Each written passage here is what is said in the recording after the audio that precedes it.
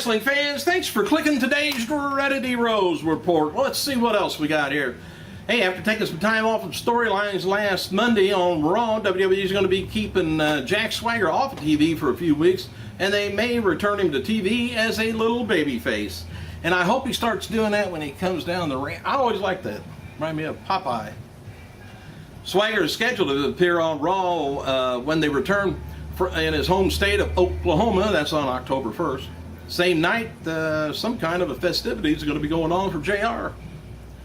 And as noted before, WWE is teasing that Dolph Ziggler, Randy Orton for Night of Champions pay-per-view. Ziggler demanded the match, and apparently SmackDown General Manager Booker T will make his decision on next week's show just days before the pay-per-view. They're going to get us worried that neither one of them will be on it. Wrong. F4W Online reports that WWE planted seeds for the bro kick to be banned on Raw recently when Sheamus won a match by submission with the Texas Cloverleaf. Now Booker T has banned the bro kick. Speculation is that Sheamus is going to be able to retain now his World Heavyweight title with the Cloverleafs. For those wondering, the ban on the bro kick is just a temporary storyline, sort of like they did with the Undertaker. Hell's Gate, wasn't it?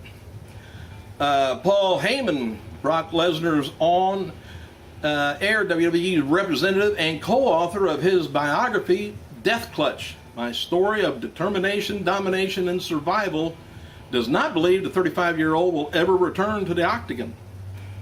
We'll see. He says, I think Dana White would love to have Brock back. Heyman told MMAJunkie.com, although I think Lorenzo Fertitta would love to have Brock back. Does Brock want to go back? He says, I don't think Brock has anything to prove in UFC anymore. He's 35. He's made a lot of money in UFC, so I stood a bigger. Hey, Shane McMahon, he was spotted recently at the Oakland Cyclone baseball game in Brooklyn, New York. That was it. Wade Barrett, he's going to be returning, and he returned to SmackDown last night. He squashed Yoshitatsu and finished him off with a big elbow to the head. Barrett declared that after the match that he's open for business. My ex-wife said that. She became my ex-wife.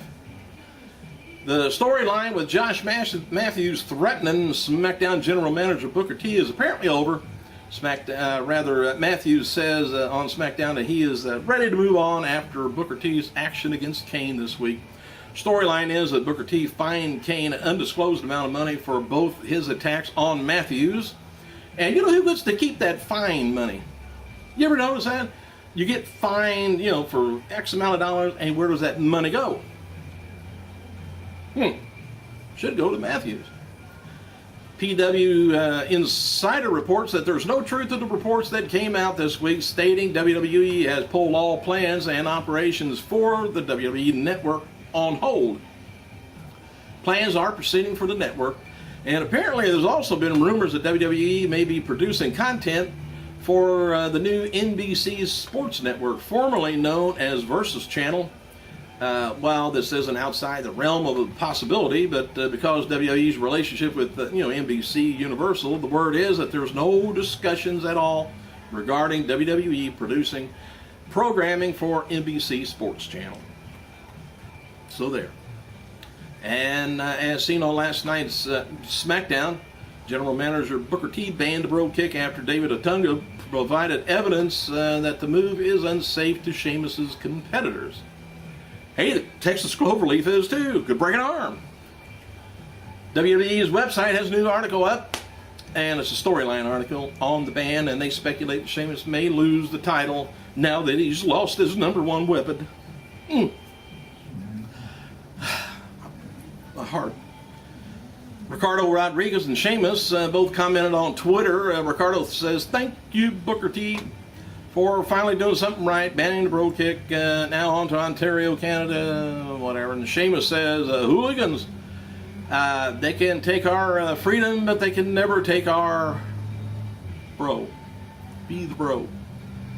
A former WCW heavyweight champion, David Arquette, I hate to say that, but he was, turns 41 today, while Raven turns 48. Former partner Lodi turns 42. Hey, WWE announcer Jerry Lawler, he's going to be competing for New Experience Wrestling Group in Mid-South Fair in South Haven, Mississippi on September 28th and 29th. Lawler's going to be facing Eric Wayne on Friday night and former champion Psycho Sid Saturday night.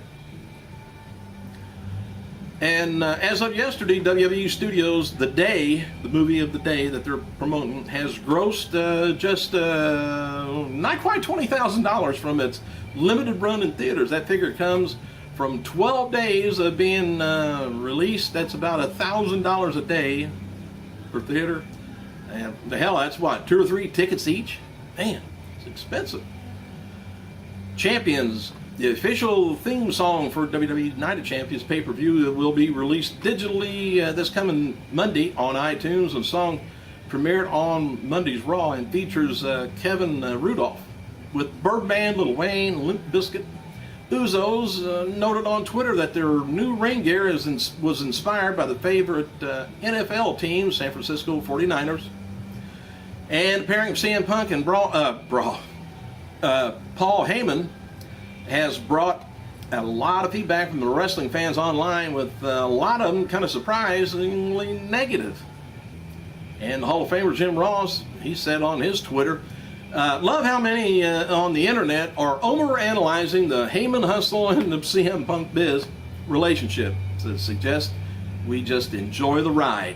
You know, calm down. Dory Funk Jr. is going to be present at WWE's Jerry Briscoe with the Funking Conservatory Fight Heart Award at Bang Fall Brawl event September 15th down in Florida. Jerry's son, Wes Briscoe, will be in attendance. And WWE did not announce any new Night of Champions matches last night. The only match that they did say that so far is it's going to be Caitlyn and Layla, Del Rio and Sheamus, Cena and Punk. Not pushing it that much. Odd. They're an advertising machine. However, WWE did tease Orton versus Ziggler and Kofi, Kingston and Truth taking on O'Neal and Young for the pay-per-view. On last night's show, O'Neal and Young won the number 1 contenders for, shot at the champs. Outdoor Channel announced by a press conference Saturday that WWE Hall of Famer Shawn Michaels will sit down with legendary rock star Ted Nugent for an exclusive interview.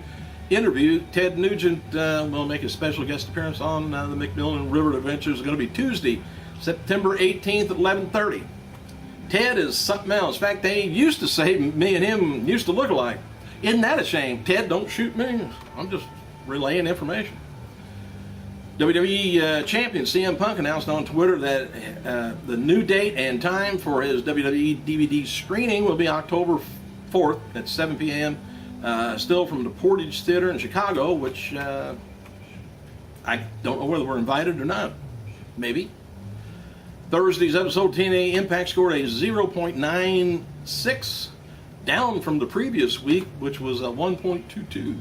Also down from the previous week of that. Following a poor reception to WWE Network from both cable distributors and consumers alike, WWE plans for the fledgling channel to be revamped. FightNetwork.com live audio wrestling reports Friday that, and the project has undergone some major changes behind the scenes, and the entire concept being revamped, WWE told the website. How can they revamp something that ain't even there yet? That's like me going out and paint my car, but I got to go buy one. Man. Let's see. Cable and satellite division providers have expressed little or no interest in carrying the wrestling channel due to its belief that's just not viable. And while WWE is considering making the network a paid subscription channel, the internal belief is that it would be extremely difficult to make the entire venture profitable in today's climate, which was raining. I don't know what they mean. All right, despite these dilemmas, they're still off and running. And let's get on by all this. WWE Hall of Famer Sunny announced on Facebook that she will appear Saturday at Evolve 17 Internet pay-per-view event in Voorhees, New Jersey. Since Tammy Lynn, who has recently accomplished and completed rehabilitation program sponsored by WWE, is also there for an autograph session.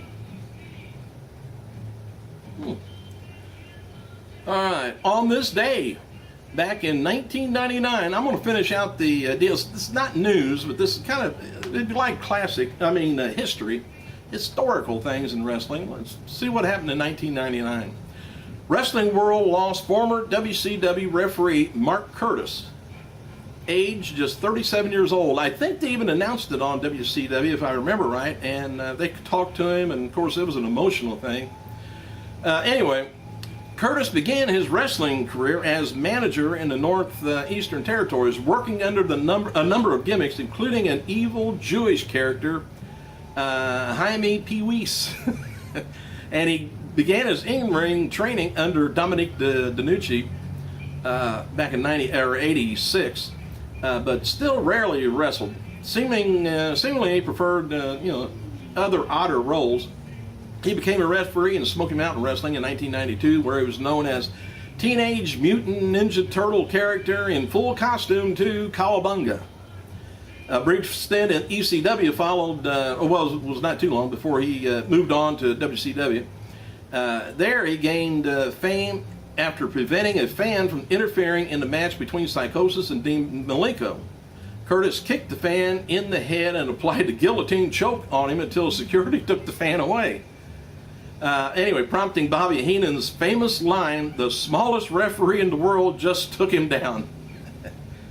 Anyway, he was diagnosed with bowel cancer in October 1997 and was promoting.